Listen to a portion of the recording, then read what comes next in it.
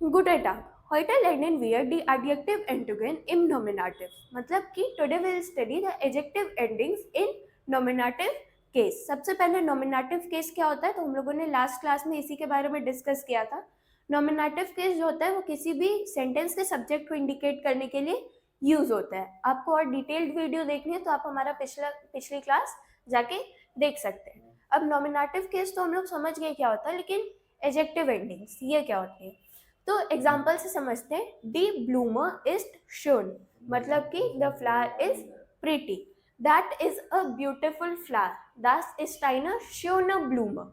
अब यहाँ पे हम लोगों ने शोन का यूज किया, यहाँ पे शोना का, तो एंडिंग चेंज हुई. हमें कैसे पता चलेगा कि कहाँ पे कौन सी एंडिंग लगेगी, तो आज हम लोग इसी के बारे में डिस्कस करने वाले हैं. डेयर प्लस ई. अगर हमें बोलना हो द ओल्ड मैन, तो हम लोग क्या बोलेंगे, डेयर आल्ट मैन. ओल्ड को क्या कहते हैं, आल्ट. लेकिन जब द ओल्ड मैन बोलना हुआ तो हम लोग क्या बोलेंगे, डेयर आल्ट मैन. अब जैसे मूवी के स्टार्टिंग के 15 मिनट्स हमें नहीं समझ में आते, वैसे अभी आपको 2-3 मिनट लगेगा कि अरे क्या चल रहा है, लेकिन क्लास के एंड होने तक आपको सारी चीजें क्लियर हो जाएंगी. तो क्लास को एंड करके ही जाइएगा. डी प्लस ई, मतलब कि डी भी जो भी फेमिनिन रहता है उसके साथ में भी क्या एंडिंग यूज होती है, ई. अगर हमें बोलना होगा कि द ब्यूटिफुल लेडी, तो ब्यूटिफुल को क्या बोलते हैं, श्योन, और द लेडी को डी फ्राउ. तो यहाँ पे क्या हो जाएगा, डी श्योन फ्राउ. क्यों, क्योंकि एंडिंग ई रहती है, तो श्योन की जगह पे क्या यूज करेंगे हम लोग, श्योन. क्या यूज करेंगे, श्योन. दास प्लस ई, सेम एंडिंग रहेगी तीनों की. डेयर डी दास, तीनों के साथ में जो एंडिंग रहेगी वो सेम ई रहेगी नॉमिनेटिव केस में. दास क्लाइना किड, मतलब कि द लिटिल चाइल्ड. तो यहाँ पे भी कौन सी एंडिंग यूज हुई, ई. तो क्या होगा, दास क्लाइना किड. अब जब हम लोग प्लूरल वाले डी की बात करते हैं तो कौन सी एंडिंग यूज होगी, ई एन. कौन सी एंडिंग, ई एन. डी नोयन आउटोस, मतलब कि द न्यू कार्स. तो यहाँ पे कौन सी एंडिंग यूज हुई, ई एन. क्यों, क्योंकि हम लोग प्लूरल की बात कर रहे हैं और ये एडजेक्टिव है, तो क्या यूज होगा, कौन सी एंडिंग, ई एन. नॉय की जगह पे हम लोग क्या बोलेंगे, डी नोयन आउटोस.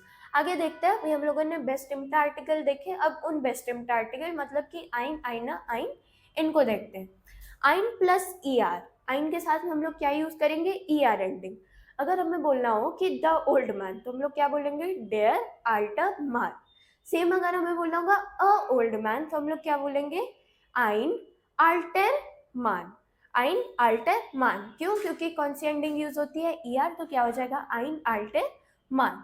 अब फेमिनिन की बात करते हैं, तो आइना प्लस ई. आइना प्लस ई, तो जो एंडिंग है वो सेम रहेगी. आर्टिकल, मतलब कि डेफिनेट आर्टिकल, इनडेफिनेट आर्टिकल और नो आर्टिकल, तीनों में फेमिनिन की एंडिंग सेम रहती है. आइना श्योना फ्राउ. आइना श्योना फ्राउ. तो अगर हमें बोलना होगा द ब्यूटिफुल लेडी, तो डी श्योना फ्राउ. और अगर अ ब्यूटिफुल लेडी बोलना होगा तो आइना श्योना फ्राउ. अब आइन प्लस ई एस, मतलब कि जब हम लोग न्यूटर की बात करते हैं तो आइन प्लस ई एस. आइन क्लाइनेस किंड. आइन क्लाइनेस किंड. ऐसा नहीं है कि जो मतलब जो एडजेक्टिव इसके साथ में यूज होगा वो इसके साथ में नहीं हो सकते. जैसे अगर हमें बोलना होगा अ ओल्ड लेडी, तो हम लोग क्या बोलेंगे, आइना आल्ट फ्राउ. आइना आल्ट फ्राउ. अगर हमें बोलना होगा कि अ ब्यूटिफुल चाइल्ड, तो हम लोग क्या बोलेंगे, आइन श्योनेस किंड. आइन श्योनेस किंड. मतलब कि एडजेक्टिव हम लोग किसी के भी साथ में यूज कर सकते हैं, बस उसकी एंडिंग चेंज होती रहेगी हमारा डेफिनेट, इनडेफिनेट और नो आर्टिकल के हिसाब से.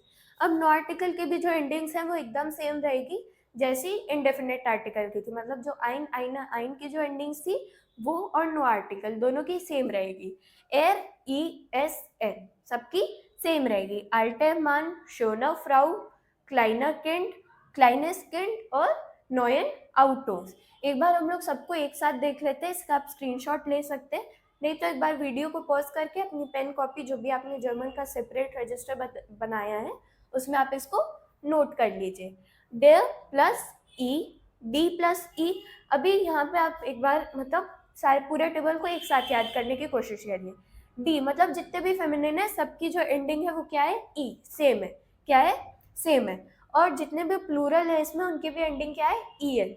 इसमें काइना प्लस ई एन इसलिए लिखा है क्योंकि आइन का कोई प्लूरल नहीं होता, अ का कोई प्लूरल नहीं होता, इसलिए काइना लिखा है ना।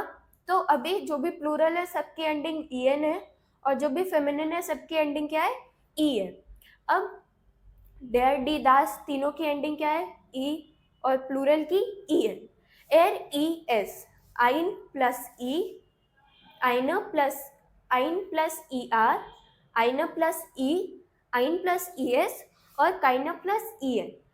अब ई आर ई मतलब ये दोनों जो है वो एकदम सेम है, और ये वाली लाइन और ये वाली लाइन एकदम सेम है, तो आप इसको एक बार याद कर लीजिए। हम लोग अभी जब एक्सरसाइज करेंगे तो आपको सारी चीजें एकदम क्लियर हो जाएंगी। ein Mann trinkt Kaffee, मतलब कि द देयर man trinkt Kaffee, मतलब कि the old man is drinking coffee. यहाँ पे क्या हो जाएगा, आल्ट के साथ में हम लोग कौन सी एंडिंग यूज करेंगे, डेयर का यूज हो रहा है, तो डेयर, डी, दास तीनों के साथ में कौन सी एंडिंग यूज होती है, ई। तो क्या हो जाएगा, डेयर आल्ट मान ट्रिंक्ड काफी। क्या हो जाएगा, डेयर आल्ट मान ट्रिंक्ड काफी। Eine Blume liegt auf dem Tisch, मतलब कि a beautiful flower is lying on the table। तो यहाँ पे क्या हो जाएगा, आईना है, फेमिनिन में तीनों में ही क्या यूज हो जाएगा, कौन सी एंडिंग, ई। तो क्या हो जाएगा, आईना श्योना ब्लूमा leaked auf dem Tisch। das neue, क्या हो जाएगा यहाँ पे, das neue Buch ist interessant, मतलब कि the new book is interesting। Die Frau laughed loud, मतलब कि the young lady is laughing loud। क्या हो जाएगा, the young lady is laughing loud। तो यहाँ पे क्या हो जाएगी एंडिंग, फेमिनिन की बात हो रही है तो तीनों में कौन सी एंडिंग यूज होती है, ई एंडिंग यूज होती है। तो क्या हो जाएगा, डी यूंगर फ्राउ लाफ्ड लाउड। अब ein Hund bellt im Garten, मतलब कि a small dog is barking in the garden। Belt मतलब टू बार्क होता है, तो यहाँ पे क्या हो जाएगा, ein द डेयर हुंड होता है, हुंड का आर्टिकल क्या होता है, डेयर। तो यहाँ पे हम लोग मास्कुलिन में क्या एंडिंग यूज कर लेते हैं, ein के साथ में ई आर। तो क्या हो जाएगा, ein kleiner Hund bellt im Garten। Eine Katze schläft im Haus, इसका क्या मतलब होगा, a white cat is sleeping in the house। तो यहाँ पे क्या यूज कर लेंगे हम लोग, Eine weiße Katze schläft im Haus, Eine weiße Katze schläft im Haus। अब das Kind spielt im Park, मतलब कि the happy child is playing in the park। तो यहाँ पे क्या हो जाएगा, दास किंड है, दास के डेर, डी, दास तीनों के साथ में ई एंडिंग का यूज हो रहा कर रहे थे हम लोग। तो क्या होगा, दास ग्लूक्लेशर किंड स्पील्ड इन पार्क। डी ब्लूमेन ब्लूहेन इम फ्रीउलिंग, यहाँ पे क्या हो जाएगा, डी ब्लूमेन की बात हो रही है, मतलब कि प्लूरल की बात हो रही है, तो क्या यूज हो जाएगा, ई एन। क्या यूज हो जाएगा, ई एन। डी बुंटेन ब्लूमेन ब्लूहेन इम फ्रीउलिंग। अब आइन बाउंड स्टेट इम वाइल्ड। अब यहाँ पे क्या हो जाएगा, आइन बाउंड की बात हो रही है, मतलब कि डेयर बाउंड होता है, तो यहाँ पे क्या हो जाएगा, आइन hawker bound state in wild.